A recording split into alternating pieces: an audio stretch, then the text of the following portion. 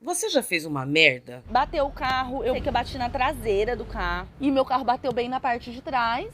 E a maior merda que você nem imagina que seria capaz de protagonizar? Nada, e então eu parava, dava uma buzinadinha e seguia. Em um momento, você só quer chegar em casa rapidamente e em segurança. A pessoa que tava vindo numa certa velocidade, embalada pela descida, normal. No outro, você nem sabe mais onde está. Eu não lembro exatamente, assim, minha memória deu uma apagada. Num dia, você é uma jovem universitária de 19 anos. Eu morava em São Paulo na época, mas eu... No outro, a sua única preocupação é com uma pessoa que você nunca viu e jamais vai conhecer. Graziela Vissotti era o nome dela. E aí eu gosto de falar o nome porque eu acho que é um jeito de honrar, né, a vida dela e tal. Tem quem faça a grande merda da vida e prefira esconder, esquecer, ignorar.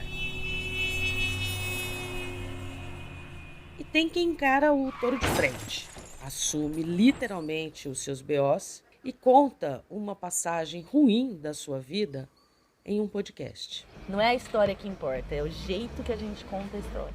Ou que a gente vive essa história.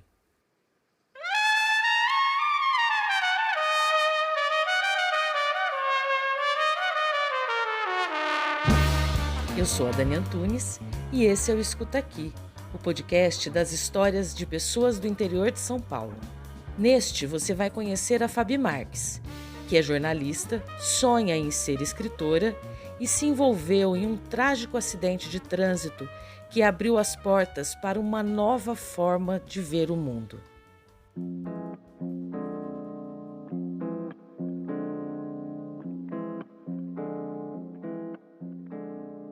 31 de julho de 1998. Nesse dia, a Fabi foi a uma festa em São José do Rio Preto, no interior de São Paulo, onde ainda moram os seus pais.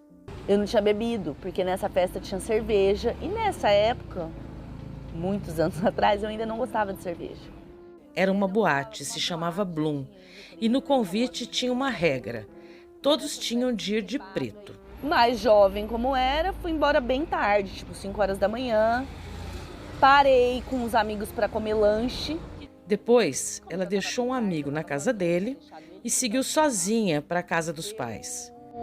Fui parando, sabe quando você vai parando no sinal? O sinal tá vermelho, mas de madrugada você não quer ficar parada. Então eu parava, dava uma buzinadinha e seguia. Percorrendo cerca de 4 quilômetros da Avenida Badibacite, uma das principais vias da cidade. Eu atravessei praticamente a Badibacite inteira. Ela chegava na esquina, reduzia a velocidade, dava uma buzinadinha, esticava o pescoço procurando ver se tinha alguém ali e seguia. Quando chegou no final da avenida... Sinal, eu não lembro exatamente, assim, minha memória deu uma apagada. Bateu. Bateu o carro, eu lembro que eu bati na traseira do carro. No porta-malas desse carro tinha uma pessoa dormindo, a Graziela. Mas os relatos são de que eu passei no vermelho e dessa vez sem dar essa paradinha. Parece que eu passei direto mesmo, sabe? Aquela autoconfiança perigosa. Pressa de chegar em casa, todos os outros sinais que eu passei não tinha gente. Então, não sei, devo ter dado uma desligada e era uma descida. Cruzava com uma rua que era uma descida. Então, a pessoa que estava vindo numa certa velocidade, embalada pela descida, normal. O porta-malas do carro onde a Graziela estava era aberto, do tipo que antigamente a gente chamava de chiqueirinho, sabe? E onde muita criança se encaixava nos anos 1970 e 1980, como eu. A Graziela, o irmão e os amigos voltavam de uma festa sertaneja que, pelo que eu pesquisei, acontecia pela primeira vez naquele ano de 1998 em Rio Preto. Depois da colisão, a Fabi desceu do carro. Só lembro do motorista descendo muito desesperado. E ele só ficava falando, minha irmã, minha irmã, minha irmã. E aí, uns segundos depois do choque, eu fui entender que a irmã dele estava na traseira nesse lugar que a gente chama de chiqueiro, né? Os amigos dela apareceram no lugar e prestaram os primeiros socorros. Depois de alguns minutos, chegou uma amigona minha também que estava passando por ali, a Paty Casseb. E o casal era a Ju e o Cássio, que eram namorados na época. E eles eram médicos. Alguém chamou a ambulância, o resgate, não sei quem foi. Foram todos para o hospital. Fiquei completamente passada, eu também bati a cabeça, fiz um corte. Acho que foram 7 ou 8 pontos. E me deram um calmante, né, pra eu dormir. Então eu dormi, só que eu lembro que eu dormia e acordava. E toda vez que eu acordava eu perguntava da menina, eu não sabia o nome dela na época, né. Então eu falava, e a menina, e a menina? Aí alguém me respondia, não, tá no hospital, não sei o que era. Eu lembro que eu fui dormir pensando nisso, acordei pensando nisso. Acho que eu tava muito com intuição de que o negócio ia dar ruim. E deu. Em determinado momento eu acordei mais de manhã, umas horas depois. Sei que entrou gente, foi gente me visitar. E eu comecei a perceber que tava estranho. Falei, que esse povo tá me visitando? Nem tô tão machucada assim, né? Lá pelas tantas entraram o pai dela e um tio. A notícia ia ser ruim. Não sei porquê, mas eu falei, se fosse boa, não ia vir o meu pai amparado pelo tio Toco. E aí os dois vieram e falaram que a Graziella não tinha resistido, tinha morrido. Fiquei arrasada, né, gente? Porque você ser responsável... A menina tinha 21 anos. A Fabi, 19. Então era uma coisa muito próxima, né? Então eu fiz essa transferência e tal, aí fiquei super traumatizada no dia, foi super ruim. Depois de algum tempo, começou a fase judicial. Quando tem uma morte, independente da família querer ou não, existe um processo por homicídio, né? Então rolou o processo por homicídio culposo, que é quando você não tem a intenção de matar. E a Fabi foi condenada. E homicídio é um troço que pesa, né? No caso dela, foi culposo. E eu convidei um advogado para explicar isso melhor. Olá, meu nome é Daniel Ronde e eu sou advogado criminalista. O que é a diferença entre crime culposo e crime doloso? Em síntese, crime culposo é aquele praticado sem a intenção. A pessoa age de uma forma negligente, imprudente ou imperita. Ela não tinha a intenção de matar ninguém. Já o crime doloso é aquele que a pessoa age deliberadamente com uma intenção de atingir aquele resultado, de matar, ou ele assumiu a possibilidade daquele resultado acontecer numa conduta temerária que ele deveria ter. O fato de passar com o carro num sinal vermelho, desrespeitar uma regra de trânsito, colocou a Fabi na posição inimaginável de poder matar alguém. Apesar da sua única intenção ser a de chegar em casa logo e não ser assaltada. O acidente abriu um portal de dor e de traumas. E também fez surgir a oportunidade de se conectar com outras mulheres de forma harmônica, solidária e afetuosa. Mas antes de contar a parte 2 dessa história, escuta isso aqui.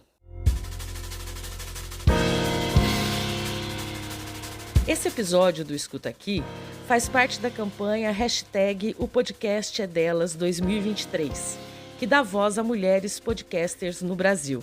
Se você também quer ter um podcast para chamar de seu, me chama no direct do Instagram no @escutaquipod. Visite o site da campanha e o Instagram, @o podcast é delas, participe e conheça outros podcasts participantes.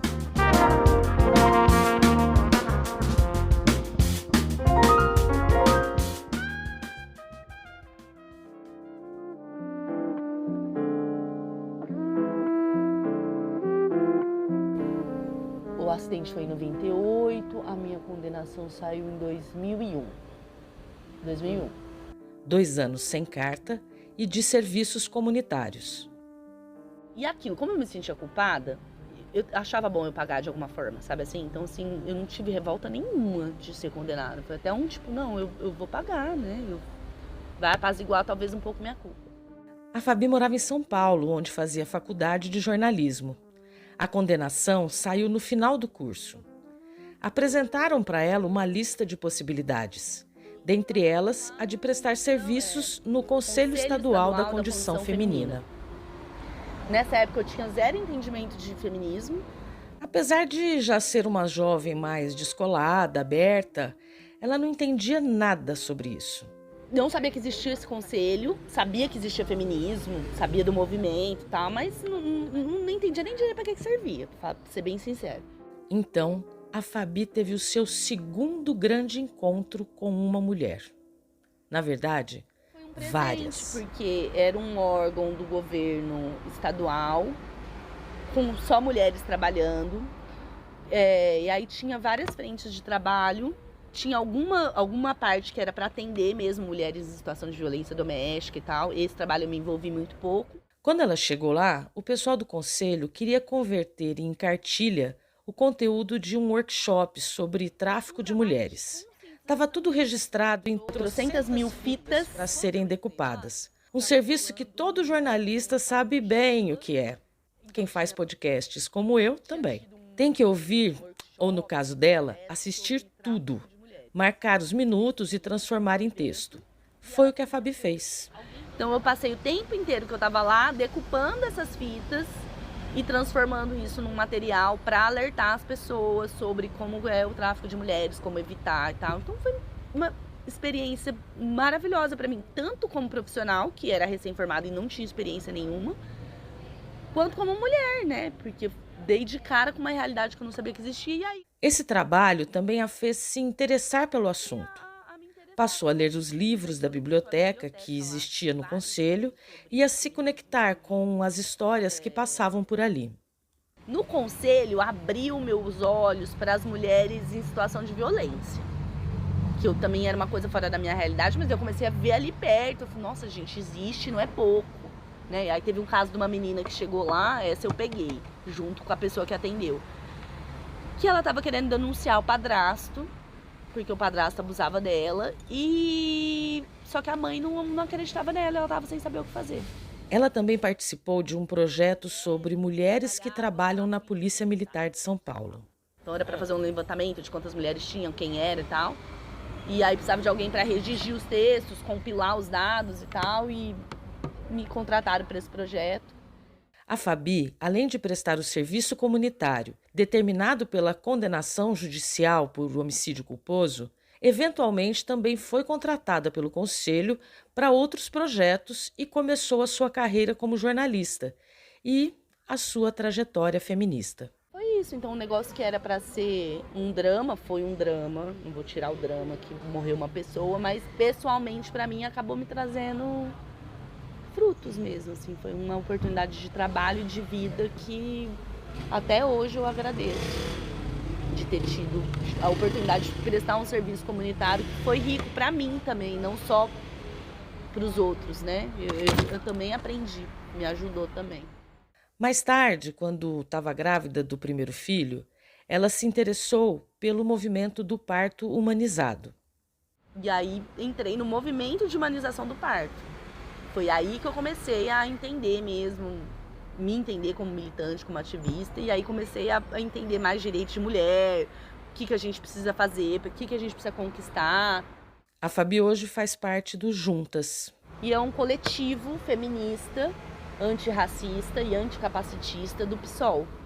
Se reúne com o objetivo de educar mulheres sobre o feminismo e tem umas ações dentro de 2 comunidades de Ribeirão, a comunidade Vila Nova União e Jockey. Então a gente vai lá, faz roda de conversa com as mulheres, tentando, né, abrir a mente das mulheres para entender melhor os seus direitos. E com certeza tudo isso que eu sou hoje de feminista, meu envolvimento, começou, essa sementinha foi plantada lá em 2001, 2002, que foi o tempo que eu prestei serviço comunitário. Na realidade, foi em 1998. Você percebe que é por causa de uma mulher? Nossa, não tinha parado para fazer esse raciocínio. Essa história toda me fez pensar sobre justiça reparatória ou restaurativa. Que eu não ter ido pedir desculpa pros pais foi um negócio que eu não gostei. Eu queria muito ter ido olhar nos olhos deles, pra eles verem que, não sei o que passava na minha cabeça, né? Mas não pensar que eu era uma louca, bêbada, desvairada. Eu era uma menina também que me fiz uma cagada de passar e que eu sentia muito, eu tinha essa vontade. E não tive coragem, meus pais não deixaram. E eu pensei também que a Fabi é muito corajosa. Quando eu convidei para fazer parte dessa série, a ideia era contar uma outra história. E já estava até pronta. Ela falou sobre outros trabalhos do início da carreira dela, mas aí, no meio do caminho para o Forró da Lua Cheia, que a gente foi junta em junho desse ano, ela me contou essa outra, que eu até já conhecia, mas sem todos esses detalhes. Quando eu propus mudar o episódio, ela regalou os olhos, abriu o bocão cheio de dentes e falou: "Nossa, é muito melhor." E a história é mesmo muito melhor. Não é a história que importa, é o jeito que a gente conta a história. Aliás, é isso que ela faz hoje. Ajuda pessoas e empresas a contarem as suas histórias nas redes sociais. Obrigada, Fabi. Espera, para! Antes da gente terminar, sobre justiça reparativa ou restauratória, eu acho que você deveria ouvir o podcast Crime e Castigo, produzido pela Rádio Novelo. Agora sim, vamos encerrar.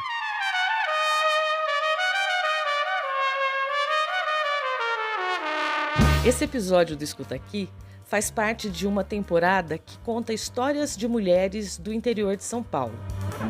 No próximo episódio, você vai conhecer a Selma, a advogada que, ao descobrir a traição do marido, se tornou sexóloga. Nas redes sociais, esse canal é o @escutaaquipod. Me segue lá. Tenho produzido um conteúdo com dicas de podcasts que você tem que ouvir e de como fazer um episódio como esse usando só recursos que você tem aí na sua casa. E você já sabe, esse episódio faz parte da campanha #O Podcast é Delas 2023, que dá voz a mulheres podcasters no Brasil. Visite o site da campanha e o Instagram, @O Podcast é Delas. Participe e conheça outros podcasts participantes. No mais, compartilhe com os amigos e faça uma podcaster feliz. Até a próxima!